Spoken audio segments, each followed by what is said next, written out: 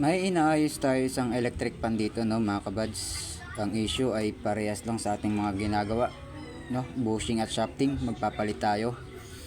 So itong klaseng electric pan na to ay magkaiba yung sa video na in-upload ko, no, kung paano tayo magtanggal ng kanyang bushing, no. Ito, so yung kanyang ano kasi lock, ito ngayon sinasabi ko sa inyo, no, ang electric pan ay iba-iba ang kanilang lock ng kanilang bushing, no.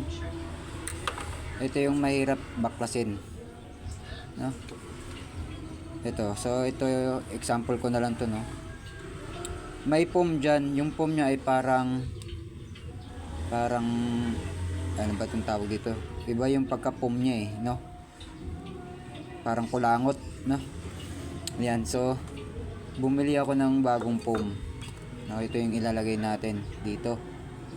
So kasi nadurog na, no, yung mismong dating foam nya. So ito yung ilalagay natin dyan, no. So lagay natin yan dyan. Lagyan natin ng langis. Yan. Mas marami, mas maganda. Pero wag naman sobrang dami, no. So yung isa nakabit na natin, no, para hindi umaba yung aking video. Ang ginawa ko dito ay pinukpok ko yung kada gilid nya para mag-lock, no. So kung kayo ay magdi-DIY, ay dandahanin nyo lang yung kanyang pagpukpok, no, kasi mamaya masira at pumangit, no.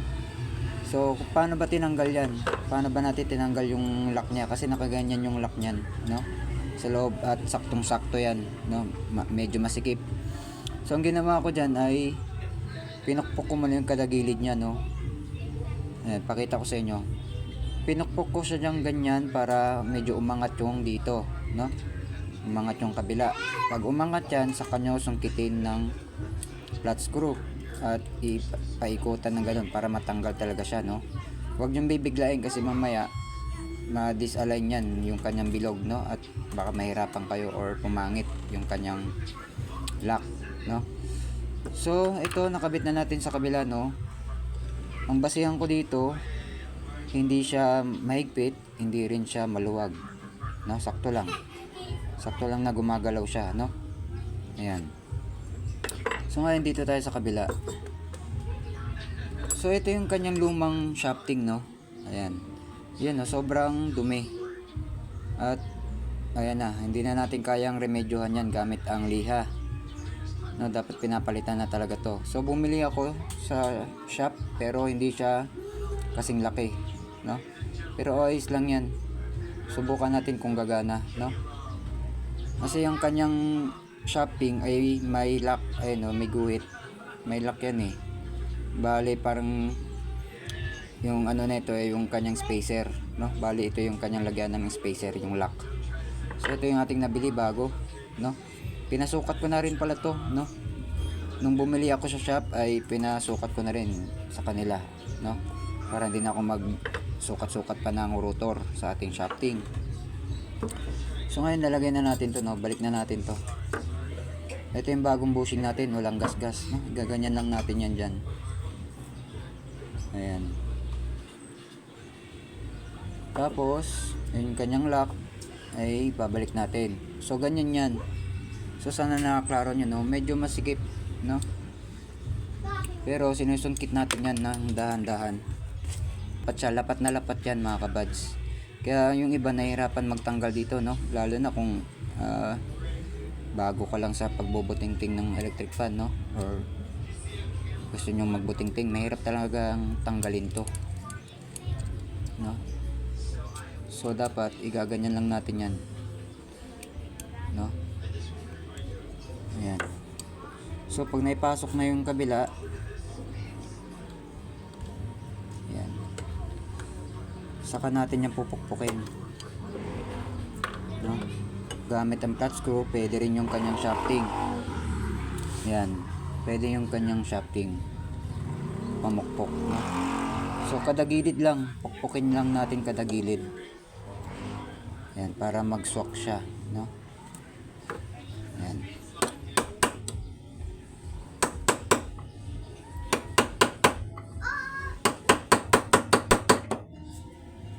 So dahan-dahan lang ang pagpukpok na ito, no. Ayan. So yun, no, natapos na natin na ipasok, no. Ayan. So hindi naman siguro yan matatanggal na, no. Ayan, no.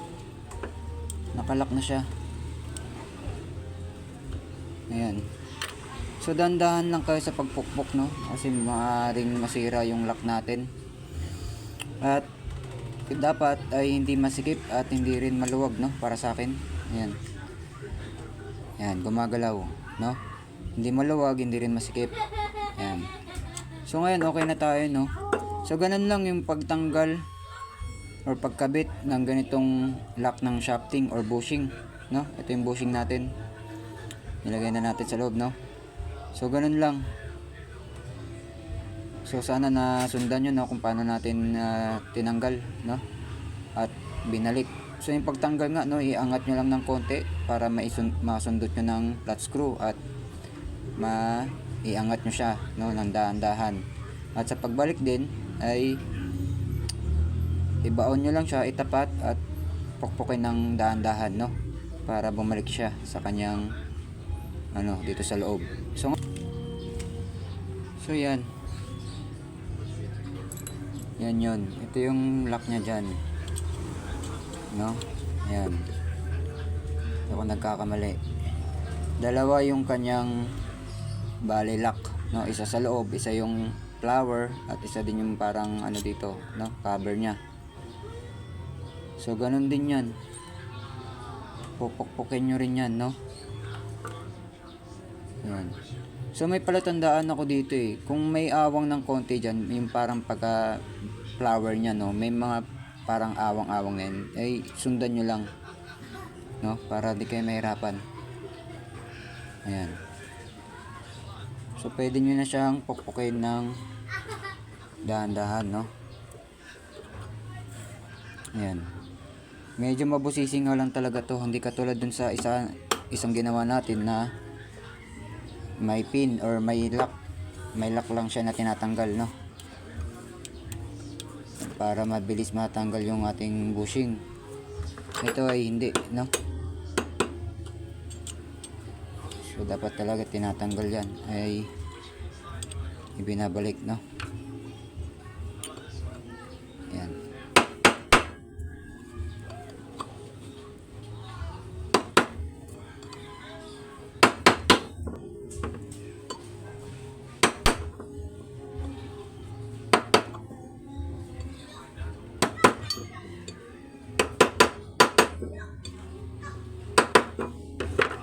So ganun nga, no, ganun din pagbalik, no. Ganyan, pupukpukin lang natin siya para pumasok sa loob, no. So ito na yung last natin, no, na ibabalik na natin yung pinaka-cover nya ng ating lock dito sa ating bushing, no. Ganyan lang, sungkitin nyo lang yan. May kita nyo naman na merong awang nya, no. Dapat pumasok yan, no, para talagang mag-lock siya. Ayan. Hindi naman siya matigas. Ayan.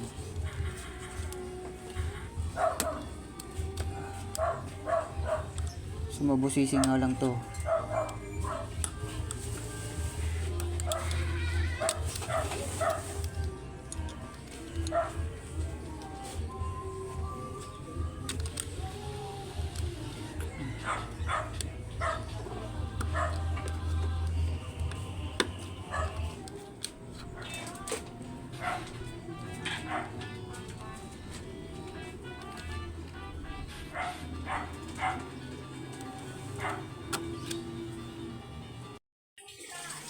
So yan, nakabit na natin.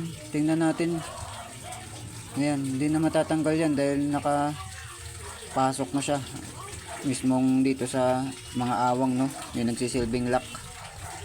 So ganun lang, pukpukin ng dahan-dahan para may pasok, no. So subukan natin ikabit yung kanyang bushing, ay shafting, no. Sana gumana.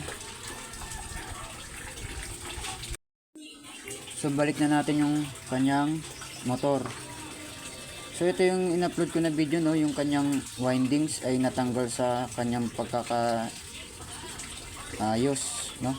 Yan ang sasabi ko na ingatan nyo bago ingatan nyo para hindi masira o maputol. So kabit na natin.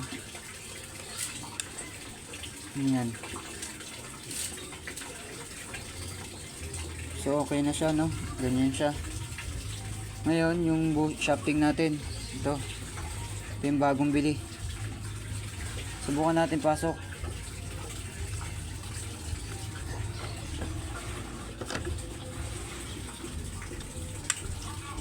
Ayan. So bago natin to ipasok, no, kasi ito yung kanyang ano, no, yung naka spacer, yung lock. Yan dito, ito yung parang letter C, no, nakaganyan yan dyan. Gamitan natin ng plies.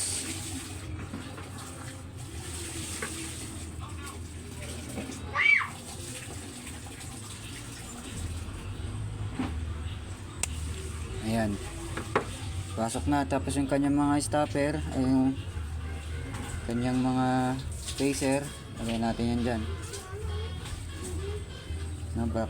Balik natin sa dati. Okay, hindi yan. Yan, tapos ito. So okay lang naman yung kung kahit walang spacer, yung mga ganitong kulay itim, no? So, tansyahin nyo na lang kung iikot ba siya, pero mas maganda kung may ganito, no? Yung isa, kabila. Dalawa kasi yan, ayan. Ano natin ang price. So yan, nabalik na natin, no? Dalawa. Kanyang spacer. So ngayon, dikit na natin yan dyan. So lagyan muna natin ng konting langis, no?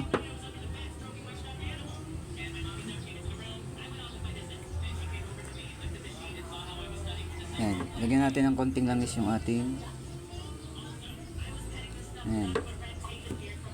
Saka natin balik. So dahan-dahan lang, no, baka madali natin yung windings.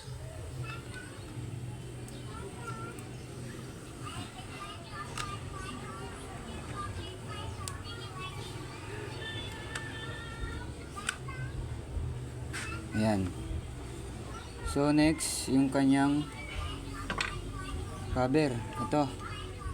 So okay na tayo dito, no? Yung kanyang lock ay pasok naman at hindi naman matatanggal yan, no? So lagyan din natin ng konting langis, no? Pati yung ating ano. Ayan, ay baliktad.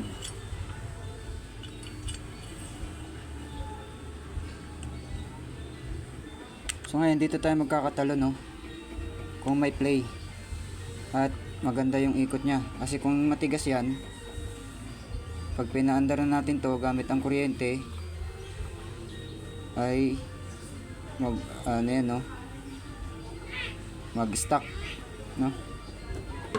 So okay naman yung kanyang ano, umiikot naman siya, oh. So lagyan natin ng langis to. Ayan. Tapos balik na natin. Dito tayo magkakatalo kasi kailangan to ma-align, no? Tinatawag silang alignment dito. So lagyan natin yung mga tornilyo.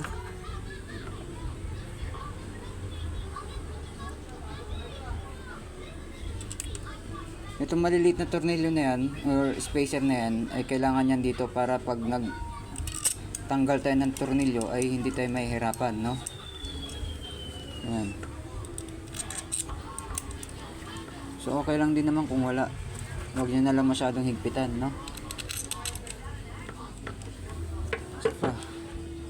So nagkulang nga ako, eh. Nawawala na yung iba. So yan. So higpitan natin. Higpitan natin ng konti. Konti lang. Kasi i-align natin to, no? Pupukpukin natin yung pinaka-frame. Pinaka-frame ng motor. Para ma-align siya. Kasi hindi siya katulad nung unang video ko na in-upload natin na hindi na kailangan pukpukin kasi meron na siyang meron na siyang paglalagyan ng kanyang alignment, no? Ito wala. So sana gumana, no? Yan, bago natin ilak yan o higpitan yan, yung alignment nya, no? Ito kailangan pukpukin natin yan. Yan, pukpukin lang natin para ma-align siya. Ayan. So ngayon, higpitan na natin.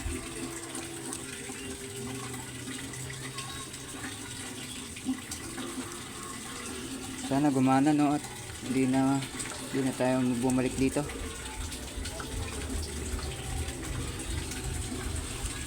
So nagkamali tayo dito. Tanggalin natin itong isa. Kasi kailangan ng alignment Kasi pag hindi pantayan ay mai-stuck lang yung ating rotor dyan, no? Yung rotor, yung bakal na sa gitna ng ating shafting. Dapat hindi ganun, no?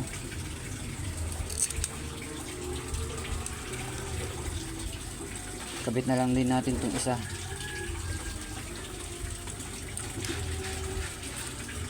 Mabusisi talaga ang pag-aayos ng electric fan, pero sulit naman pag nagawa mo, no? So syempre kahit babae ka, sa simpleng remedyo lang ay kayang-kaya mo na, no? Magkaroon ka lang ng konting idea sa ganito paano ginagawa.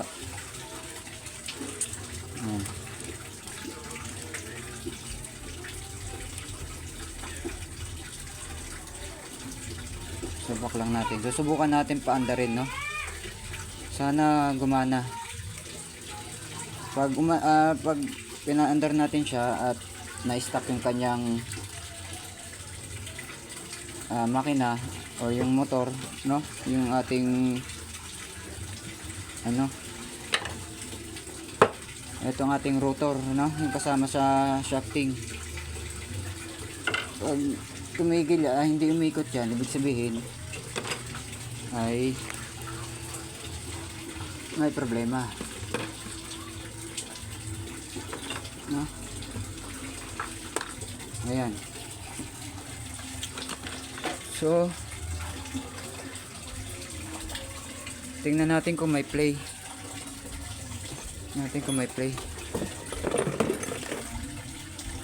Ayan, pakita ko sa inyo, mahaba na naman yung video ko. Ayan. Tingnan natin kung may play. Yung play na sinasabi ko, dapat may usog mo yan, no? Maabante, atras, abante mo yan, no? Yan, meron siyang play. So magaan din yung kanyang ikot. Ngayon, subukan natin kung hindi siya may stuck, no? Stuck natin. Pag gumana siya ay okay na siya. Wala na siyang problema. Ayan. So tingnan natin kung iikot. Sana umikot, no? Ayun. Umikot. So subukan natin lagyan ng LEC. Lock din, no? Dito sa gitna. Ayan. Bakal, no? Para dito sa ating LEC. Ayan, no? Ayan. Ayan. Dapat dyan, lapat yan dyan, no? So balik lang natin to. So dapat pag ganun ay dandahan lang sa pagpukpok kasi mamaya madali natin yung kanyang motor. Ano? So yan, subukan natin lagyan ng LEC. LEC. Excuse me. Ano ba tayo? So may play pa rin naman siya, oh. Maluwag, maginawa. Kasi kung hindi maginhawa yan, tulad nga ng sabi ko, pag hindi maginhawa yan, mali yung alignment, no? So subukan natin to. LEC. Yun. So pumasok naman siya, no? Kahit maikli yung ating, na naman yung lock na ito. So yan, lock natin. So kahit maikli yung nabili natin na shafting, no, ay nagkasya naman siya, no? Okay lang naman siya. Ayan, so subukan natin paanda rin. Number 1, tingnan natin. Okay, number 1.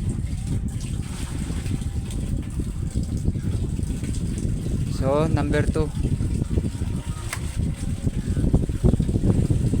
number 3,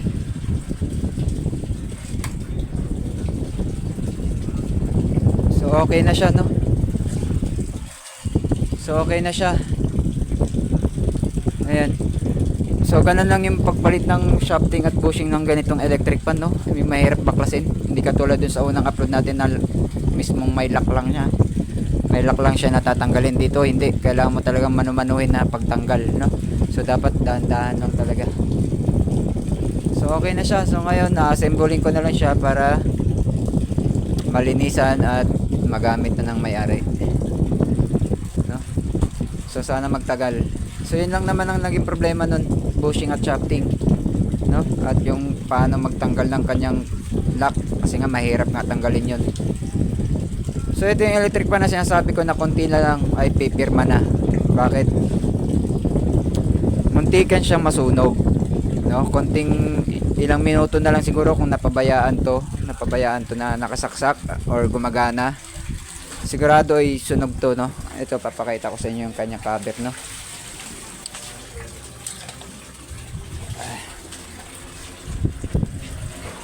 So ito yung kanyang cover. Ayun, no?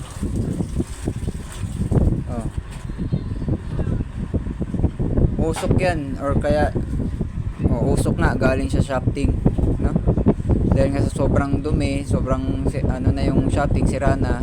Siguro pinagana pa, sinubukan pagpaanda rin, at syempre sa lakas ng kuryente ay pwedeng masunog yan, no? Marupok na to, no? Siguro mga ilang minuto lang to sunog to, no? Ayan, no?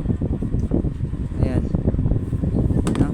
So pag yung inyong electric pan, no, ay ganyan na yung issue, huwag nyo nang pilitin pang gamitin, no? Mamaya makalimutan nyo pa yan bunutin or i-off, ay siguradong masusunog ang inyong bahay, no?